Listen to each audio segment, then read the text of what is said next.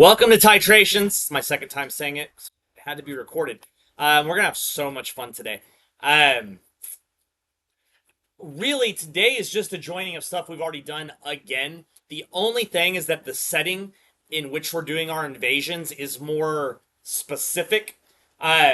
What's cool though about the titration is that this setup I'm about to draw for you is exactly what you're doing in your lab on December 2nd and 3rd. And the lab is fun. You're going to enjoy the lab.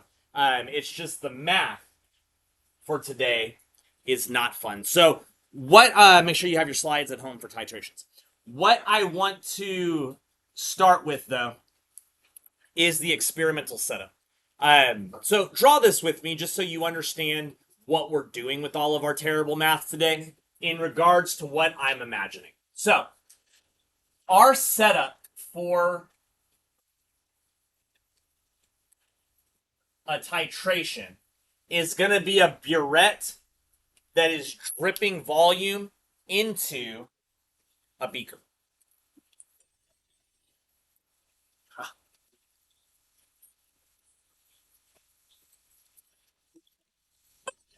I need to turn that off. My daughter with her phone out. Anyway,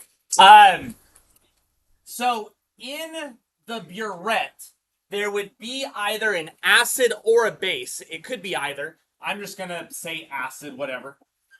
All right. And in the beaker, there would be the opposite type of species. So if that's going to be an acid, let's just call this a base.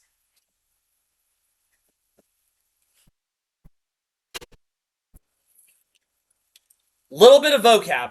Whatever item is up here that's going to be dripping into the other one, the item in the burette is called the titrant.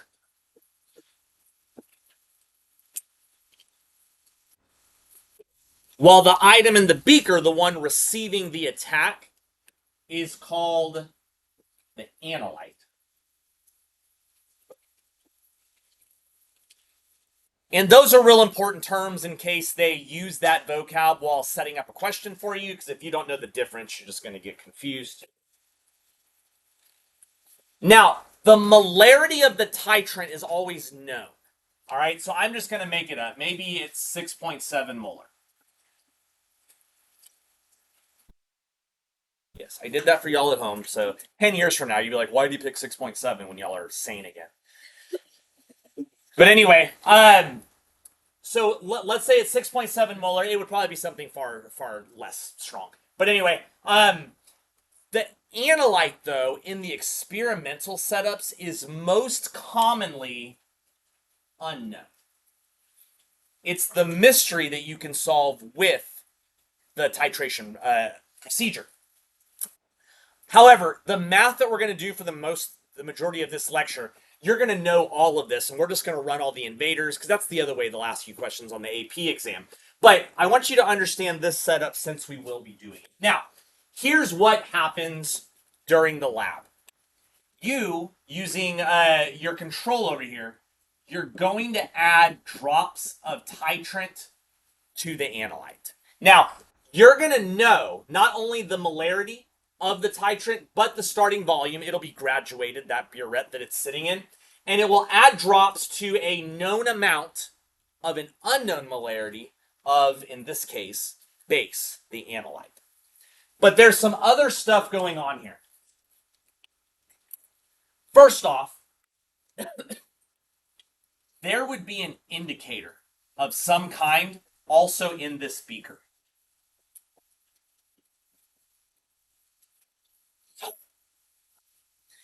You would want to be selective on what indicator you choose, because there's a bunch of indicators that do different colors in the presence of different things. For this one that I've made up, you would want to choose an indicator that does not change color in the presence of base. Meaning, right here at this point, when you dump your little spatula into the beaker, nothing would happen, right? Before the drops are added. When you put the indicator into here, I would choose an indicator that doesn't change color in the presence of base, but does change color in the presence of acid.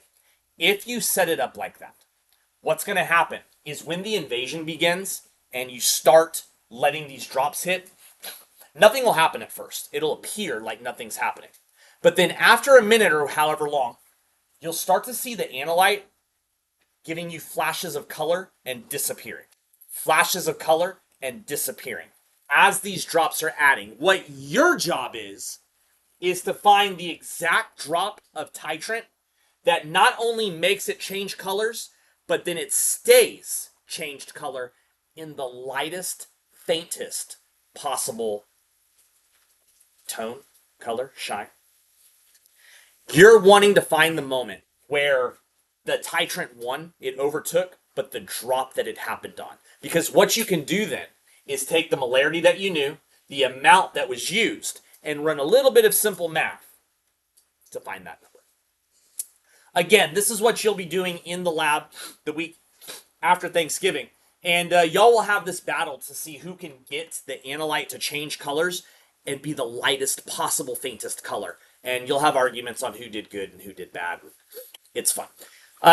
Anyway, this is the titration setup. Again, the acid and the base can be swapped. The only other vocab I definitely want you to know is that a synonym for titrate is standardize.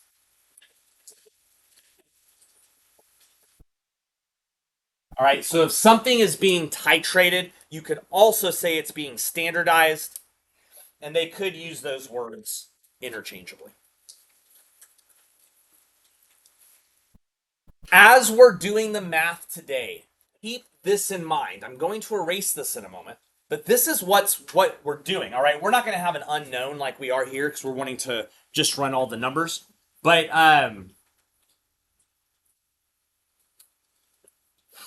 have that vision, or at least that picture that you drew in front of you. Okay, so we're getting close to our first titration. I'm so excited. The reason that this is awful and not fun to do, it's just so tedious, is that every time a drop hits, it's an invasion. Remember on Friday, we did invasions, and they were whole problems? Every single time a drop hits, it's another invasion, and there's a bunch of drops. So you could talk about a single titration for a lot of math. The only other thing I really want to mention is that the equivalence point is a new vocab word for you. Look at what it is. The equivalence point is where the moles of this and the moles of that are the same number. But here's an important idea. Look here. During a titration, the amount of analyte never changes. When you're setting this up, you're going to dump in a certain amount of whatever that was, and you'll know the volume, and you'll know the molarity for today. Those numbers don't change. The only thing that changes during the process is the volume of titrant. And that's an important thing to understand when we're starting to set up our data in a moment, because there's some values that just don't change even though the titration is moving forward.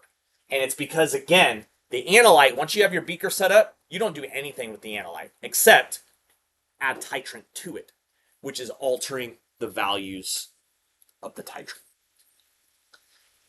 So with that in mind,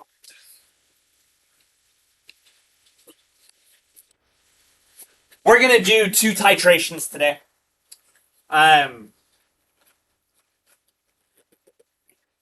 The first one is strong, which is what you're hoping for. Whenever it's a strong attacking a strong, the math is a lot more straightforward. But before I erase this, I'm still going to erase it in a second. I want you to look at your new slide, and you can track who is who here. It says a titration is performed by adding 0.6 molar. So it's adding base right here, all right, because it's KOH. But instead of this, don't do this to your picture, just watch. But it's going to be 0.6 molar of base in here. And it's being added to, look, it's attacking HCl. All right, so this is going to be HCl, so it's an acid. And its molarity is 0.8. It flat out tells you that's its molarity. And its volume is 40 mils. So what I've done is I was able to take this question and plug the data into my picture. You can see what's happening. Do you see how it's strong though? HCl, I bring clay. Potassium hydroxide, group 1 hydroxide. Let's take a look at exactly how to think through it.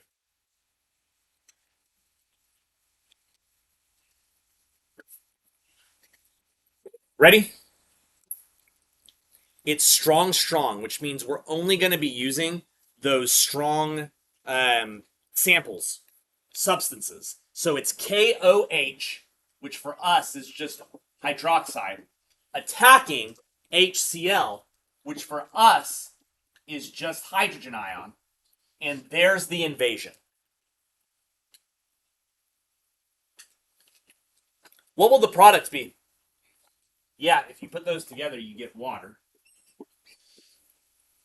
So that's what's happening in the beak. He's in the burette, the titrant. He's the analyte in the beaker. He's being added to him.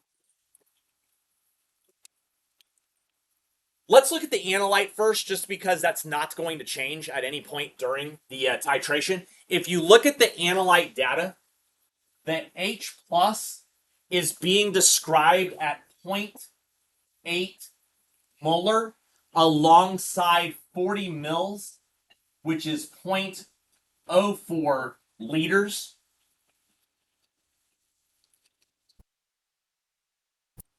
The reason I'm pulling those two numbers out is I know that during an invasion, it's this right here that does all the heavy lifting for me, right? Because I want to compare mole counts, I want to see who wins the war, I want to do all the stuff we did on Friday. But to find moles, it's molarity times liters. So if I go molarity times liters here, I'll know the moles of the analyte, which in this case I get 0.032.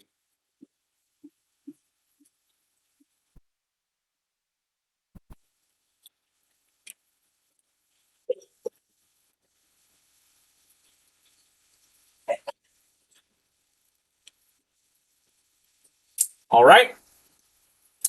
So that's not going to change. Now, if you look at the first question, though, it says, what is the pH before you add any of the titrant?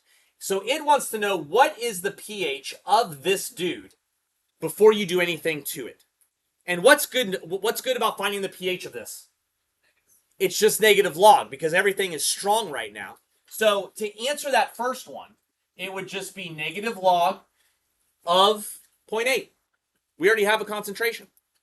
So negative log of 0.8, which we can draw these sig figs correctly.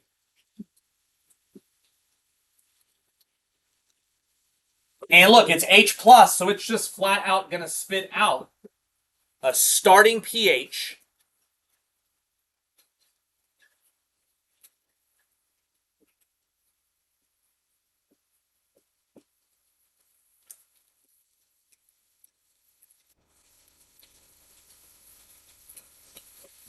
So our beaker, prior to doing anything, has a pH of 0.097. Is that very, very acidic or very, very basic? It's super acidic, way below 7. But that makes sense because, look, it's the pH of a strong acid. It's just a strong acid floating in there. So, of course, the pH is really low right now. What should the pH be doing when we start adding that titrant, though? Should start going up. Should be getting more basic as the attack progresses. Let's look at that next one.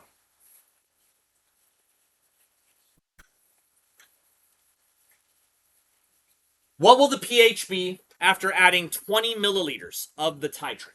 All right, so now we can start tracking the titrant over in the margin of our notes, but again, it's a mole comparison, so molarity times liters.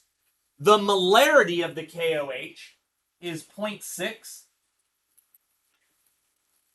and that won't change either. That's going to stay the same, right? We're not going to alter the molarity inside that burette. The only thing that's changing with this data over here is the volume, the drops that are being added. And at this point, it's 20 mils, which is 0.02 liters.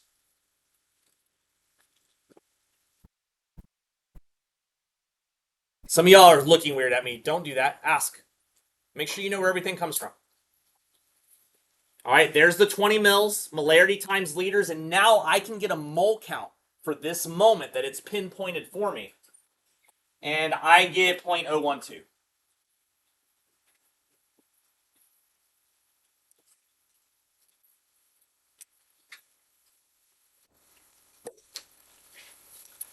Who wins, the base or the acid?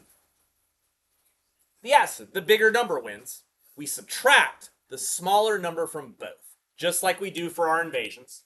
So the invasion failed because our invader is zeroed out, but I have to reduce this dude by the same amount because of the war,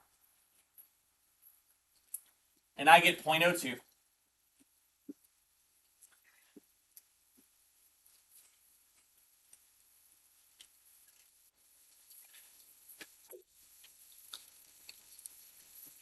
What are we supposed to do with the products as the reactants shift down?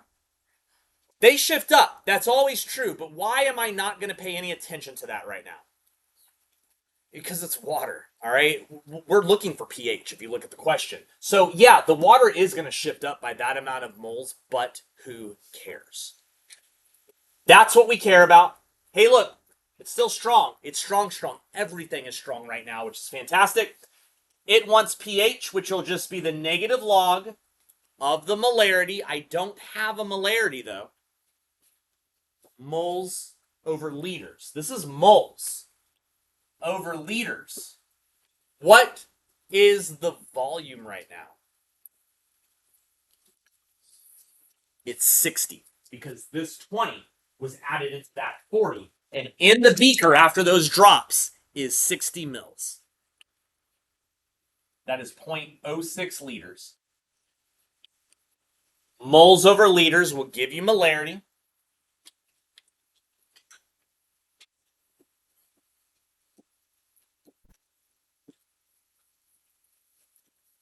Of point tree.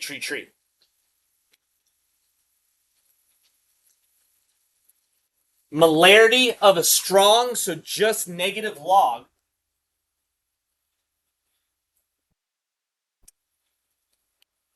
And it will directly give us pH because we're running an H+.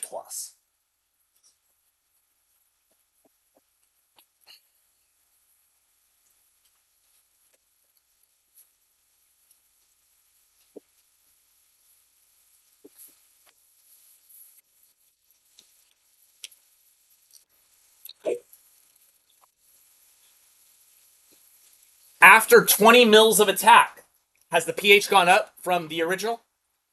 Yeah, if you look back, it has. It's going up just like we expected it to. It hasn't gone up a whole lot. But let's continue the titration. Are you all right so far?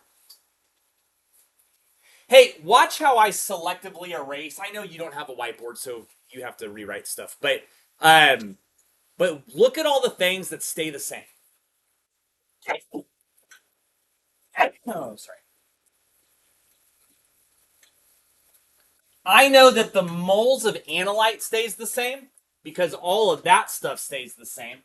And the molarity of titrant stays the same throughout everything. So none of those numbers change.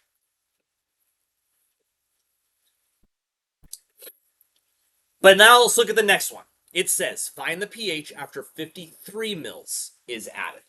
53 total. It's not 53 on top of the 20. All right, that's not what they do. All right, at the beginning it was none. The second step was 20. The third step is 53. It's just different parts of the titration. They're not combining steps. So what do? Well, I need a mole count. How do you get a mole count?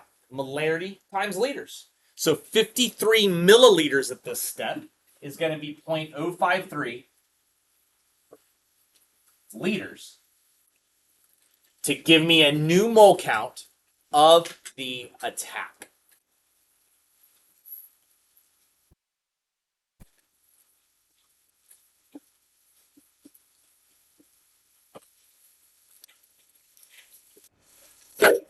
I get 0.0318.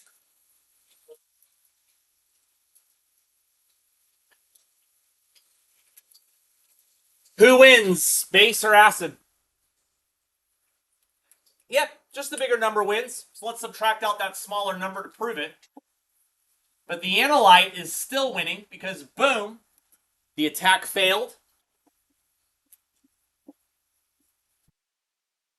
But the remaining of my H plus is 0.0002.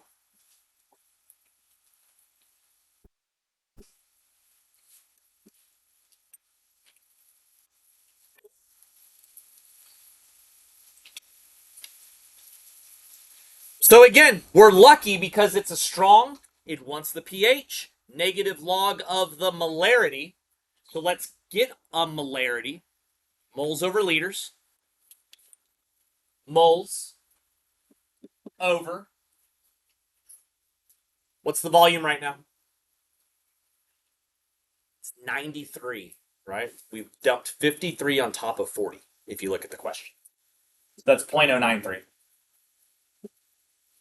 liters.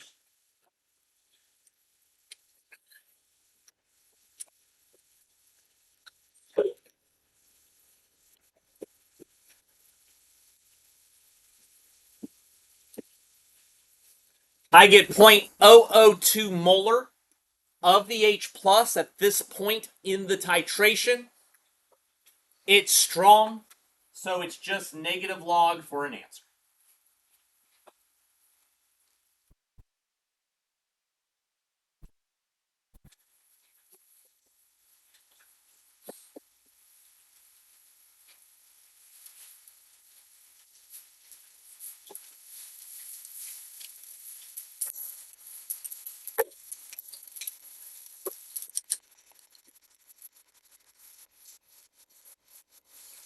Yeah? Hey, is the pH still going up? It's getting a little more dramatic, actually. You can see that the base is starting to try to take over the analyte. And they can do a bunch of different volumes or whatever. This could keep going, but now our questions change a little bit. Let's take a look at this next weird question. What volume of base, what volume of the attack do you need to reach the equivalence point? What does that mean? It's actually really, really easy. Take a look. Again, I'm going to selectively erase, just erase all the things that have the ability to change. All the rest of the stuff cannot change during the titration. At the equivalence point, the titrant and analyte have the same moles. What I know is true is that the analyte moles cannot change. Therefore, at this moment, the equivalence point, this one must also be that number. By definition, that would be the equivalence point. But this wants to know what volume, how many drops of that have to be added for this to have landed in the beaker with that. And y'all, this is just a plug and chug. It's really, really easy to find this. We've got all of the parts that we need to find the volume necessary. We know the molarity of him. The molarity of him is 0.6. So 0.6 molar. Molarity equals moles over liters. The moles is 0.032 at the equivalence point. Over liters is exactly what we're trying to find. We want to know at what volume does all of this line up.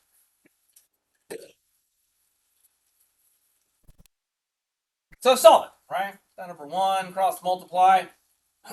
You'll get 0.032 equals 0.6x. Divide.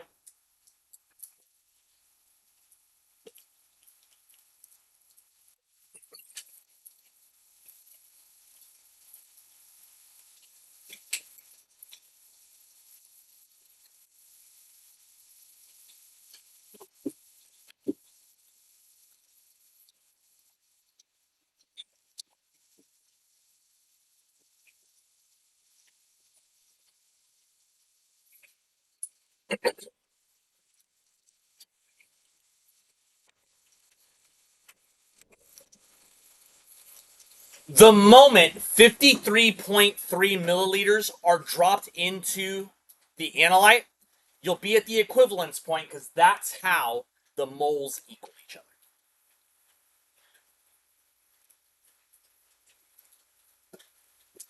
Who wins at the equivalence point of a strong? It's tied. Nobody wins. They both cancel out. What's left in the beaker at this moment? If you're doing a strong in the lab and you trust your science and you're sure that you have reached the equivalence point, you can grab the beaker and chug it. Because all that's in there is water at this moment. I'm not going to let you do that, though. What is the pH at the equivalence point? 7. I need you to add this absolute to your notes. At the equivalence point of a strong, the pH is always 7. At the equivalence point of a strong, the pH is 7. At the equivalence point of a strong, the pH is 7.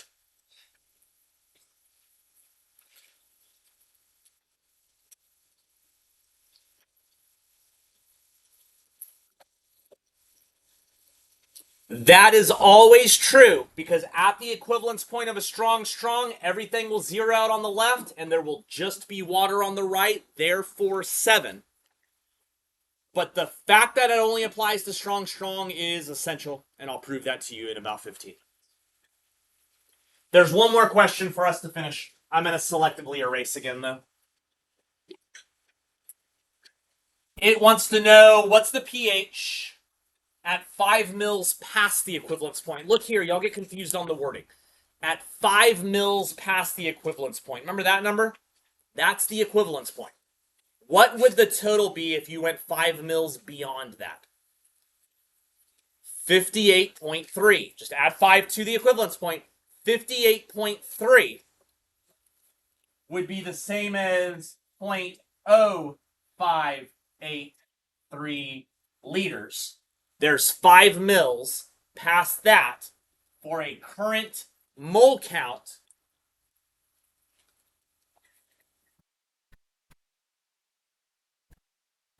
of 0.035.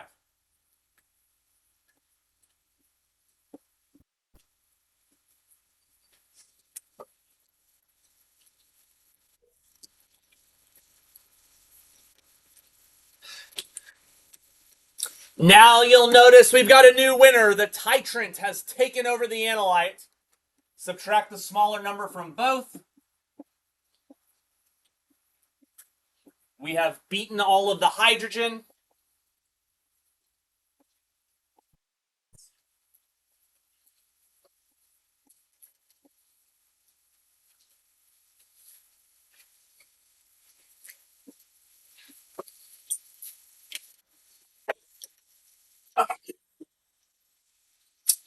Now the hydroxide is what's floating in there. It still wants the pH. So we need the negative log. It's strong. The negative log of a molarity. So moles over liters. Moles divided by, can anybody shout out what my volume is?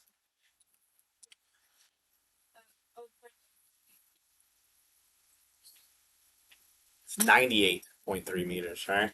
Because we've dumped 58.3 on top of 40 mils. So it's actually going to be divided by 0.0983. 98.3 liters. Careful, lots of things to keep in mind. When I do that, I get a molarity of 0.0305.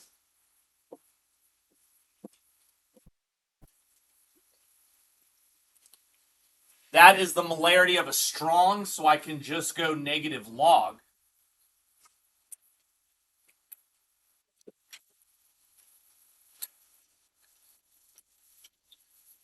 But it's a strong hydroxide, which means it'll be POH.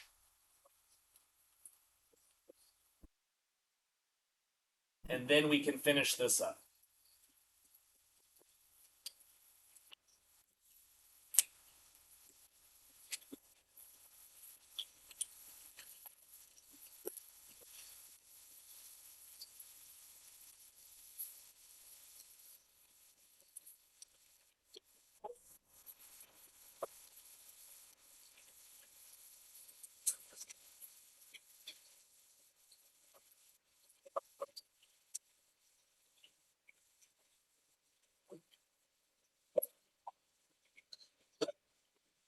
You're glad you took this class, right? This is fun. Good stuff. Any emergency questions? I know it's boring, but we have to do another one. This was a strong. When it's strong weak, there are different forces at play. So I need to show you an example of that. Can I erase? Let's do one more. It's going to go quick, maybe. Probably not.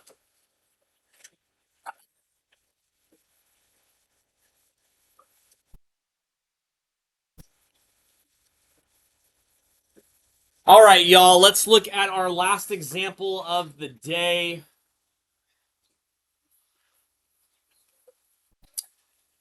Again, we can take a close look at what our new compounds are. It says that sodium hydroxide is being added to. Remember, your invader is always strong at this level of chemistry. All right, so we've got a hydroxide attack on HOCl. HOCl. Acid starts with H. The ratio's too little. That is weak. Hochul.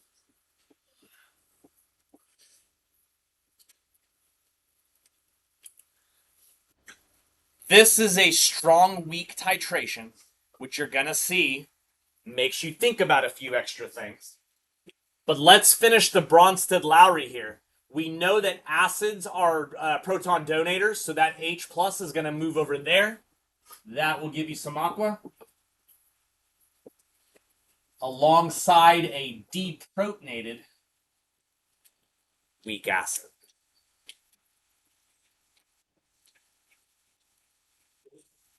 Yeah? Let's take a look at the data that's not going to change during the item. I wrote that way too spread out.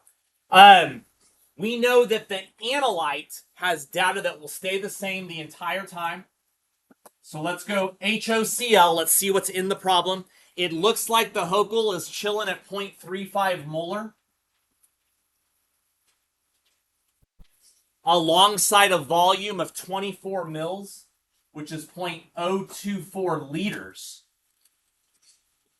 So this analyte data will stay the same. And of course, by multiplying molarity in liters, we can get a mole count for the entire time for this titration. I get a Hochul mole count of 0.0084.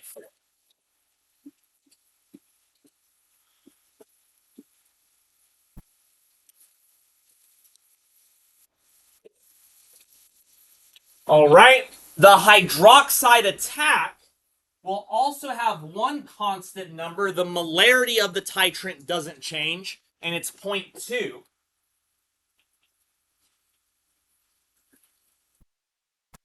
And then we'll alter other stuff. Yeah? Let's look at the first step. Let's add 5 mils of titrant. Add 5 mils. Here we go. So I'm going to add 5 mils. That is 0.005 liters. Right? Unit's getting bigger, so the number gets smaller by 3 slides. All right, if we multiply molarity times liters, you're going to get a count over here of 0.001.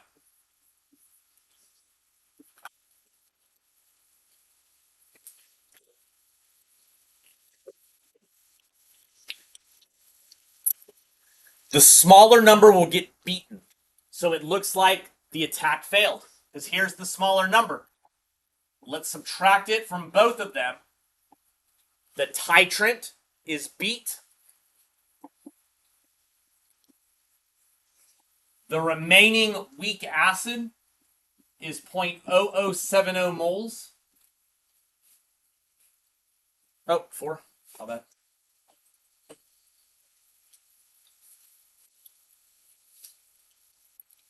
But here's where there's a significant difference. In strong, the only product was water, so we ignored the shift up. In this one, there's still water that we can ignore. But we cannot ignore the shift up of that floating ion. Now, there is initially none of him. You can verify that there's no values given for that ion. But the shift down is the shift up over here.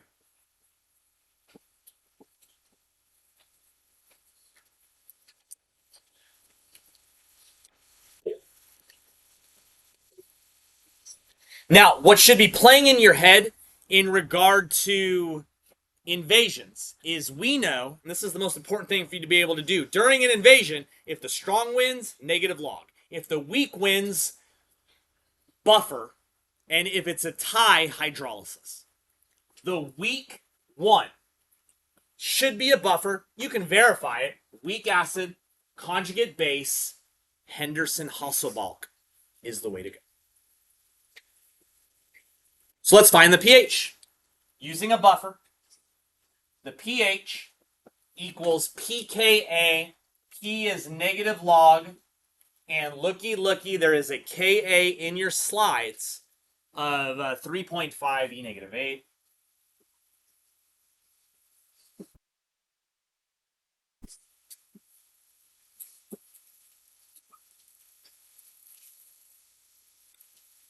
Follow the Henderson equation.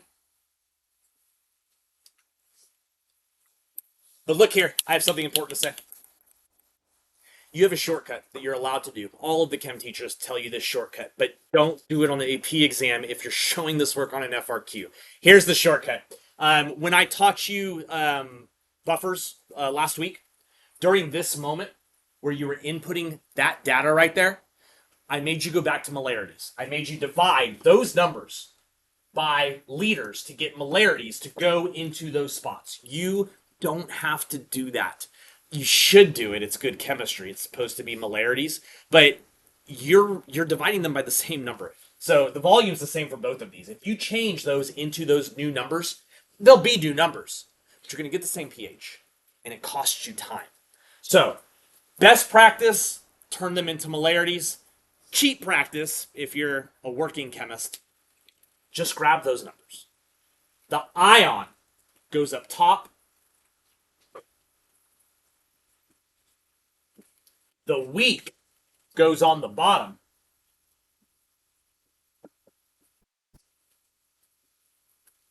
And now you're ready to find the pH.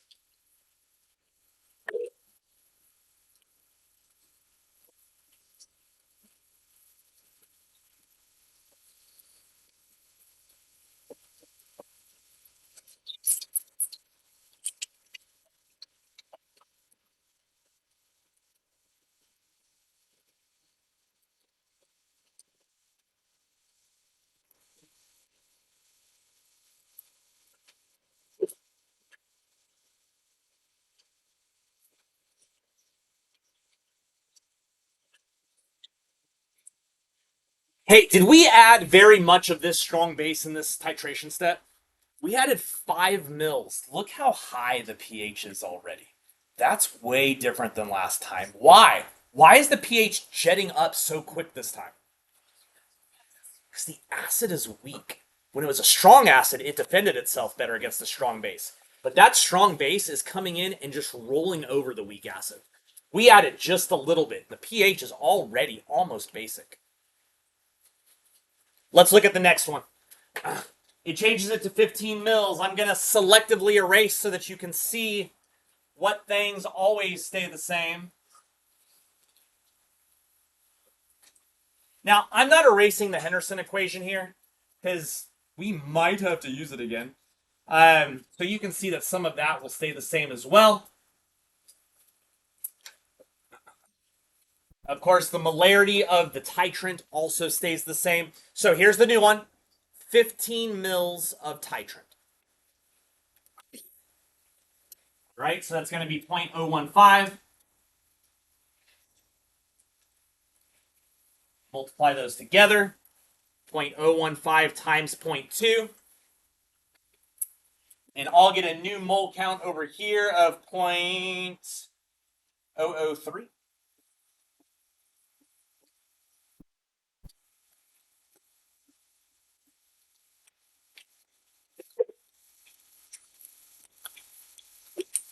Down to only 7 minutes, so I am pushing a little bit. Sorry. Subtract the smaller number. It looks like we have still lost in regards to the attack. That dude's gone. We will reduce him by that same number.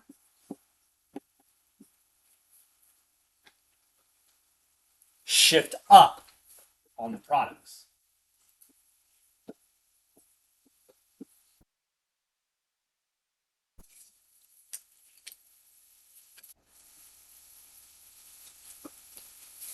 it's still a buffer. The weak one, right? We know that when the weak wins the invasion, it's usually a buffer, and we can see that that's there. Buffer is solved by Henderson, and that's why I left this, because this is still the same at once pH. The Ka is not changing, but I do have new values here. The ion is always the numerator. The weak is always the denominator.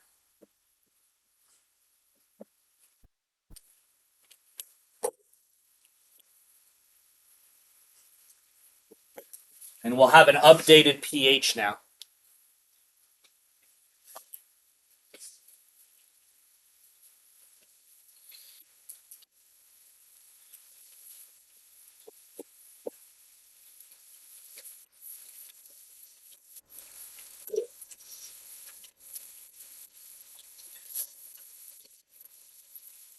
Notice how we have not reached the equivalence point yet, but we did cross the 7. You wrote an absolute last problem that for strong, the equivalence point is at 7. We're not even there yet, and we have passed 7 because strong, weak plays by different rules. Again, this strong sample is steamrolling the weak sample, so everything's happening faster. So that absolute doesn't apply here. But let's take a quick look at the equivalence point. Are we doing okay?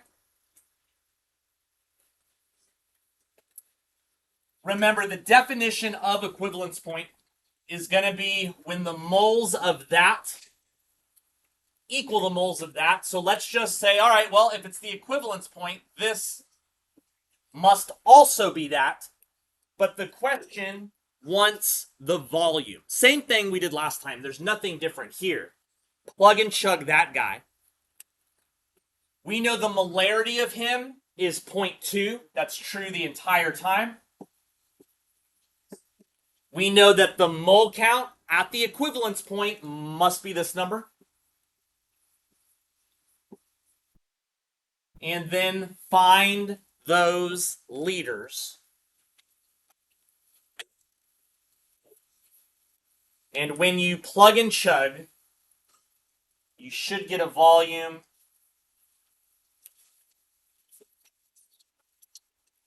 0.042.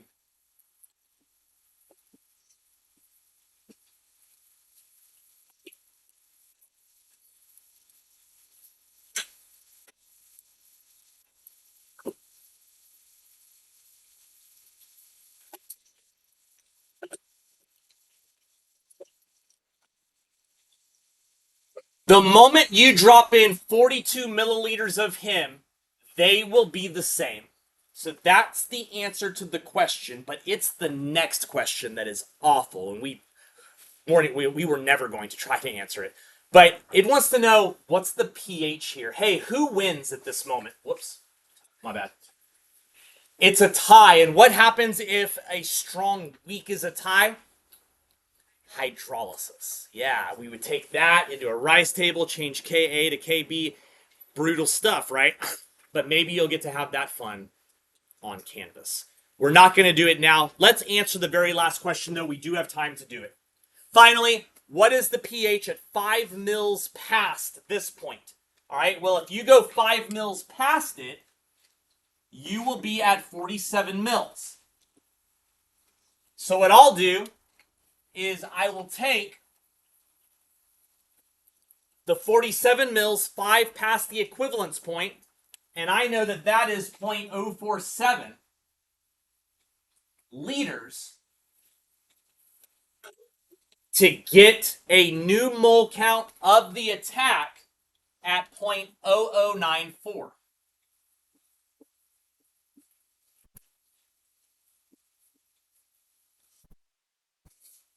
And then you rejoice because the strong wins here. You'll see that here's your smaller number.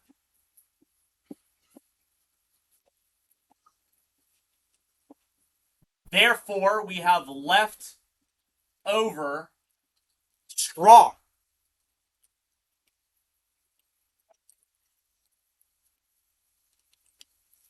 The ion will shift up, but we don't care. If the strong wins, it's negligible. And now we can finish up all of our fun. Now remember, if it's a strong, negative log of the molarity, we need a molarity.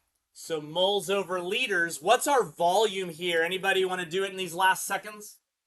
It is 71. It's 47 mils on top of 24 mils, which is 71 mils. So 0.071 liters is going to give you a new molarity of 0.014.